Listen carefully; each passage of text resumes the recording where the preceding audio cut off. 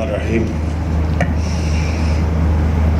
जनाब chief justice Islamabad high court अतर मिनल्ला साहब, मोअज़्ज़िज़ जजेस, मिनिस्टर्स, वकला, ख़वातीन व हज़रात, मैंने जब 25 साल पहले अपनी पार्टी का आगाज़ किया तो उसका नाम इंसाफ की तहरीक रखा। और वो क्यों रखा? क्योंकि मैं एक पॉलिटिक्स का भी स्टूडेंट था, तारीख़ का भी स्टूडेंट था, और बहुत पहले मैं इस नतीजे पे आ गया क्योंकि मैं प्रोफेशनल क्रिकेट बाहर खेलता था, दुनिया मैंने देखी हुई थी। तो पॉलिटिक्स में तो मैं सिर्फ आया एक ही वजह से था कि हमारा मुल्क क्यों पीछे रह जाए। हम देखते थे कि दुनिया आगे जा रही है और पाकिस्तान एक वक्त पे आगे जाते हुए पीछे नीचे आना शुरू हो गया। 60s में पाकिस्तान ये सारे खित्ते में एशिया में चौथे नंबर पे मुल्क था जिसको दुनिया देखती थी, तरक्की कर रहा था, डेवलपमेंट का मॉडल था, क्वालिटी हमारी यूनिवर्सिटीज़ थी, गवर्नमेंट हॉस्पिटल्स में अच्छा इलाज था। हम सब, मैं और मेरी फैमिली गवर्नमेंट हॉस्पिटल में पैदा हुए थे। तो हमने फिर देखा आहिस्ता आहिस्ता हमारा मुल्क ऊपर से नीचे जाना शुरू हो गया, और वो मुल्क जिन्होंने पाकिस्तान से इंस्पायर होके अपना डेवलपमेंट मॉडल लेके आए थे वो ऊपर जाने शुरू हो गए। हमारे सामने सिंगापुर, जिसकी हैसियत कोई नहीं थी, कोई सोच भी नहीं सकता था कि सिंगापुर और पाकिस्तान का कोई किसी मुकाबला होगा, या मलेशिया का, वो सब आगे निकल गए। तो मैं तो वो खुशकिस्मत इंसान था जिसको अल्लाह ने सब कुछ दे दिया था, तो मुझे तो पॉलिटिक्स में आने की कोई ज़रूरत नहीं थी। लेकिन इसलिए आया कि हमने अपनी आंखों से देखा कि अगर हमारी तरह के लोग जिनको ज़रूरत नहीं है पॉलिटिक्स में आने की, अगर वो नहीं स्ट्रगल करेंगे तो मुल्क का जिस तरफ जा रहा था, और पिछले 30 साल में 85 के बाद मुल्क तो बड़ी तेज़ी से नीचे गया। हर चीज़ में दुनिया आगे निकल गई।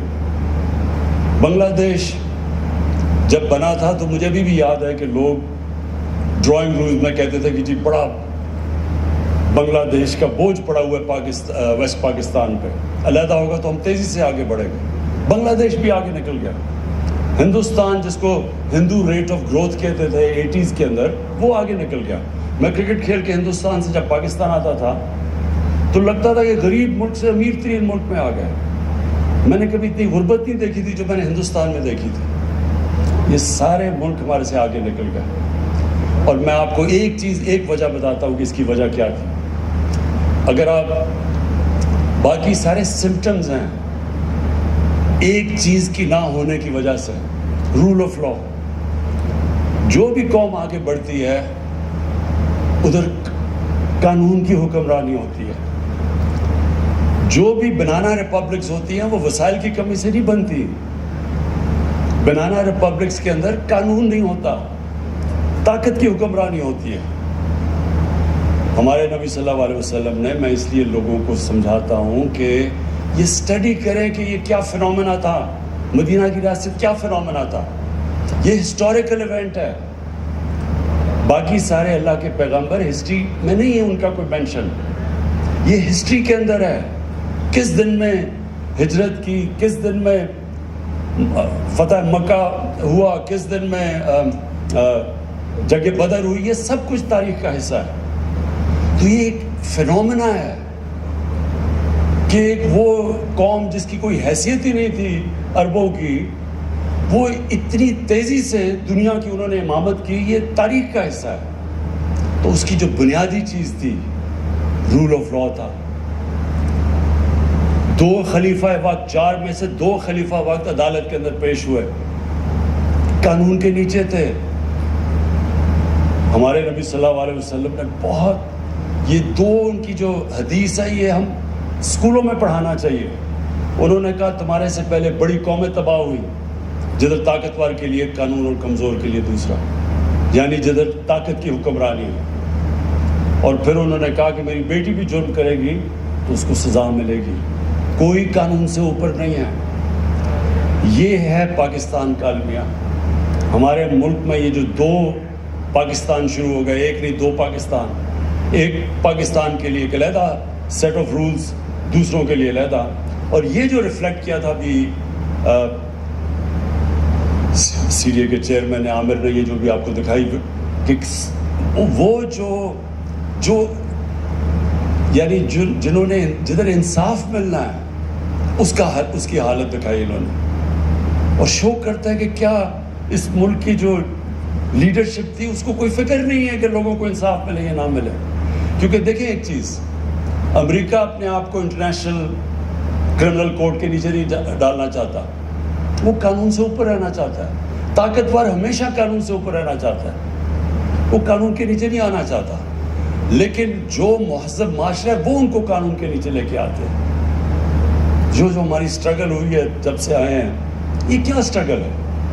سارے اکٹھے ہو کے کہتے ہیں کہ جی ہمارے لیے علیحدہ قانون بنا دو, ہمیں این آر او دے دو. ایک ہی بلیک میل کر رہے ہیں کہ نہیں تو آپ کی گورنمنٹ نہیں چلنے دیں گے. اور یہی جنرل مشرف نے سب سے بڑی جو ظلم کیا اس ملک پہ, ایک تو آئین توڑا, لیکن جو سب سے بڑا ظلم کیا این آر او دے دیے طاقتور کو. وہ پیسہ تو جنرل مشرف کا نہیں تھا, پیسہ تو قوم کو چوری ہوا تھا. اس کے پاس تو رائٹ ہی نہیں تھا کہ ان کو کہے جی نہیں ہم نے آپ کو معاف کر دیا. اور میں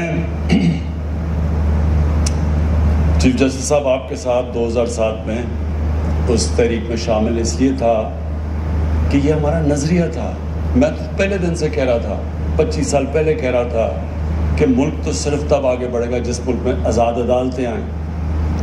اور جب اتنی وہ سٹرگل تھی, اور وہ ایپک سٹرگل تھی, کیونکہ مجھے بڑا فخر ہے کہ ہم اس سٹرگل میں ہم نے شرکت کی, اور جو وکلا نے قربانیاں دی اور جس طرح وہ سامنے آئے, وہ بڑی زبردست سٹرگل تھی. وہ ایک ڈیموکریٹک سٹرگل تھی, وہ in fact struggle rule of law کی تھی.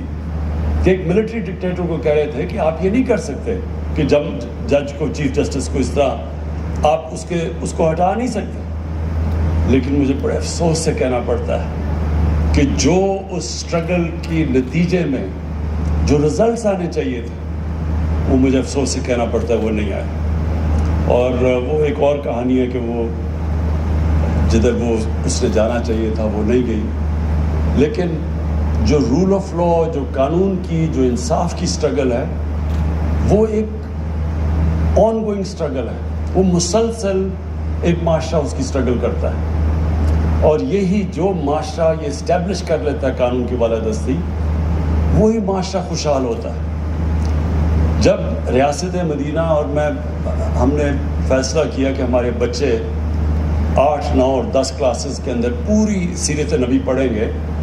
ہم ان کو اس لیے پڑھانا چاہتے ہیں کہ یہ تاریخ میں یہ جو فنومنا تھا اس کو اسٹڈی کیا جائے, بچوں کو بھی پتہ ہو, تاریخ کا پتہ ہو کہ یہ کوئی گریک میتھولوجی نہیں ہے, یہ تاریخ کا حصہ ہے کہ کیسے ایک قوم ٹرانسفارم ہوتی ہے. وہ کیا کیریکٹر تھا جو انسانوں کے کیریکٹر بدل دیا انہوں نے, اور پھر وہ کیا پرنسپلز کے اوپر وہ قوم کھڑی ہوئی تھی. اور اگر آپ وہ پرنسپل اسٹڈی کر لیں, جو بھی آج دنیا میں خوشحال معاشرہ ہے وہ ان پرنسپلز پہ کھڑا ہے. خوشحالی آ ہی نہیں سکتی جب تک آپ میں رول آف لا نہ ہو. پاکستان کا سب سے بڑا اثاثہ آج اوورسیز پاکستانی, ہم ریئلائز نہیں کرتے. میں یہ بھی 25 سال سے کہہ رہا ہوں کہ یہ سب سے بڑے ایسٹ 90 لاکھ پاکستانی جو باہر بیٹھے ہوئے ہیں, ان کی جو جی ڈی پی ہے وہ تقریباً ہمارے 22 کروڑ پاکستانیوں کے تقریباً اتنی ہیں. ان کے جو ڈالرز ہیں ان کو پاکستان کی ضرورت ہے. یہ پوچھے وہ کیوں نہیں آتے پاکستان میں ڈالرز؟ وہ بیچارے ایک پلاٹ لیتے ہیں, جا کے پیسہ کماتے ہیں, پلاٹ لیتے ہیں, 1-2 سال کے بعد واپس آتے ہیں, اس کے اوپر قبضہ ہو جاتا ہے. اور قبضہ کیوں یا قبضہ گروپ فلرش کر رہے ہیں؟ قبضہ گروپ اس لیے فلرش کرتے ہیں کہ آپ کی زمین پہ قبضہ کر لیں, آپ لیگل ریکورس لیں, اس سالوں بلکہ کیس ہی ناممکن ہے اس کو رزلٹ ملنا. تو جب آپ کو انصاف نہیں ملتا تب پھر طاقتور یہ جو قبضہ گروپ ہیں یہ پھر پریویل کرتے ہیں اس سوسائٹی میں. انگلینڈ میں کیوں نہیں قبضہ گروپ؟ میں ساری 18-19 سال گزارے ہیں وہاں. کیوں نہیں یورپ میں قبضہ گروپ؟ کیونکہ وہاں قانون ہے. تو ہمیں ہماری جو سٹرگل ہے, اور چیف جسٹس صاحب میں آپ کو داد دیتا ہوں, آپ نے بڑی بڑی زبردست ججمنٹس دی ہیں.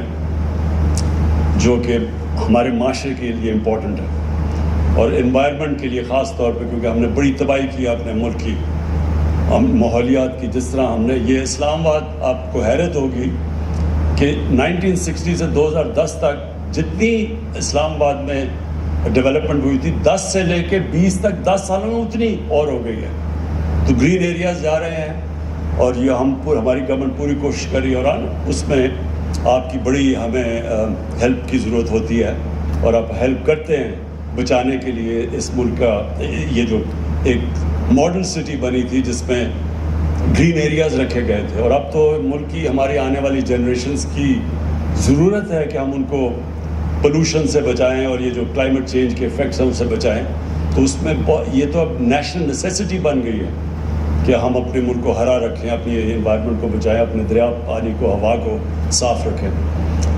لیکن سب سے بڑی بات یہ چیف جسٹس صاحب آپ کے یہاں اس فنکشن سے میں یہ کہنا چاہتا ہوں، اور اپنی عدلیہ کو بھی یہ بتانا چاہتا ہوں کہ ہماری گورنمنٹ آپ کی پوری مدد کرے گی فیسیلیٹیٹ کرنے کے لیے. یہ جو ہم نے 93 ضلع کورٹس بنائے ہیں، اور یہ ہمیں کیا بہت پہلے بن جانے چاہیے تھے، اور یہ ایمفسائز کرتا ہے کہ ہمارے لیے انصاف پرائیورٹی ہے، اور انصاف چاہیے ہوتا ہے کمزور کو.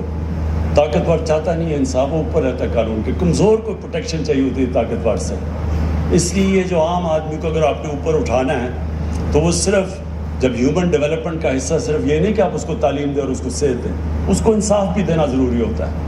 اور انصاف جب ملتا ہے ایک معاشرہ آزاد ہو جاتا ہے. اور جو ریاست مدینہ میں سب سے خوشحالی پہلے نہیں آئی تھی، پہلے انصاف آیا تھا، پھر خوشحالی آئی تھی. جو ملک میں ڈیولپمنٹ اور جو انویسٹمنٹ آتی ہے وہ تب آتی ہے جب آپ کا جسٹس سسٹم پروٹیکشن دیتا ہے، کانٹریکٹ انفورسمنٹ ہوتی ہے. جدھر اوورسیز پاکستانی جو ہیں ان کا سب سے بڑا مسئلہ یہ ہے کہ وہ اگر پلاٹ کے اوپر ان کو کانفیڈنس نہیں ہے کہ ایک سمپل سی پلاٹ بھی ہم لے لیں تو وہ بچ جائے گا، تو وہ انویسٹمنٹ کیسے کریں گے، وہ فیکٹریاں کیوں لگائیں گے. تو ہمارے راستے میں یہ بہت بڑی رکاوٹ ہے. اور اس لیے آپ ہمارے سے پاکستان کی عدلیہ کو میں نے کہنا چاہتا ہوں کہ ہم انشاءاللہ پوری طرح آپ کے لیے ہر قسم کی فیسیلیٹیشن کریں گے. یہ ایک اسلام آباد میں بھی پہلا سٹیپ ہے، لیکن اور بھی جب بھی آپ کو گورنمنٹ کی ضرورت پڑے، ہم اس کو یہ نہیں سمجھتے کہ یہ کوئی ہمارا پہلے باقی پیسہ خرچ کریں اور پھر اینڈ میں جو پیسہ بچے وہ جسٹس سسٹم کو دیں. ہم سمجھتے ہیں یہ پرائیورٹی ہے، اس کی وجہ سے پیسہ آتا ہے.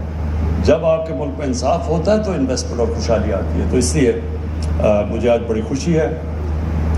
یہ میں CDA چیئرمین کو، آپ کو اور FWO کو خاص طور پہ میں اس لیے اپریشیٹ کرنا چاہتا ہوں کہ پہلے تو 6.5 ارب سے آپ نے اس کو نیچے لے آئے ہیں تقریباً 1.5 ارب پہ. یہ بہت بڑی اچیومنٹ ہے. نارملی تو 1 ارب سے شروع ہوتا ہے تو 6 ارب تک پہنچتا ہے. یہ ایک تو اس کے لیے آپ دونوں کو کہنا چاہتا ہوں. اور سیکنڈلی جو 6 مہینے کا آپ نے ٹائم فریم دیا ہے، یہ بھی انشاءاللہ ہم آپ دیکھیں گے کہ آپ نے 6 مہینے میں FW اور آپ نے اس کو کمپلیٹ کرنا ہے. بہت بہت شکریہ.